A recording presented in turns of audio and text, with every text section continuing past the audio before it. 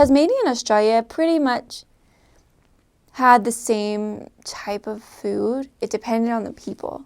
I wouldn't say it was the Australians that had so many different foods, but it was these different people that I would go to, that we had so many different exotic foods, I guess. But one Australian/New Zealand food, I don't know what it is. They always fight over it.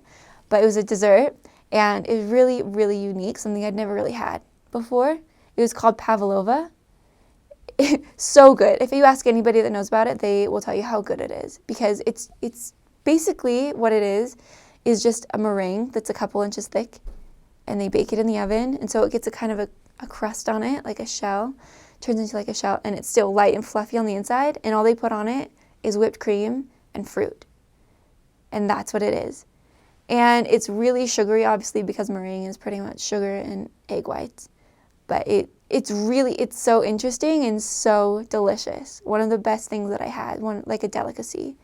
We didn't always get it in Australia, but when we did, it was heaven. Another food that I can think of, I guess it's not, too unique to America, but we'd always have roast dinners, like always. They always had, and they called it pumpkin. But one thing was different is pumpkin. So pumpkin to us, when I think of a pumpkin, I think of Halloween, the jack-o'-lantern. And them, when they say pumpkin, they mean butternut squash. That's what we call it. And so we'd have that constantly, like all the time, is butternut squash. And it was seriously my favorite thing ever. But they had a good knack for making it. It was really delicious. One of the things I love from the Australians. And people always ask me all the time, did you eat kangaroo? Yes, we had kangaroo a lot. Okay, well, a handful of times. People wouldn't just make it. Because to the Australian, I guess people don't think it's that great of a meat.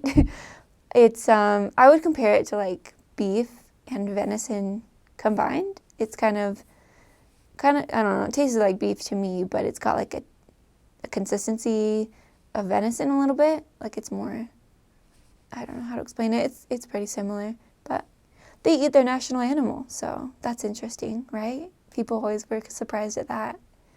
They had chocolate. That was my favorite. That helped me realize how bad American chocolate is. Not bad, but it's the chocolate called Cadbury. That's the brand. We have Cadbury eggs at Easter time here, but they have bars there, and they were so good. Like, they have probably, I don't know, like 20 different flavors, and that's what we would get every single payday when we were at the grocery store, and we just grabbed some chocolate.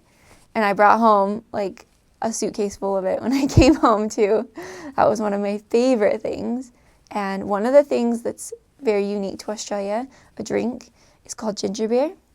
So it's ginger ale, pretty much, but just a little bit more gingery. And if it's really good ginger beer, it'll kind of burn the back of your throat a little bit when you drink it.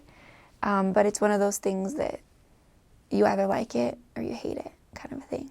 But I loved it. And it came from a special place called Bundaberg, and that was the brand. There's a place in Australia called Bundaberg that makes this soda. And I think you can actually find it in America, but it was one of my favorite drinks there. It's Bundaberg ginger beer. One thing, since it's Christmas time right now, one thing that I was thinking of when we had Christmas there is a summer meal, because it was hot and humid and all of the above on Christmas in Australia.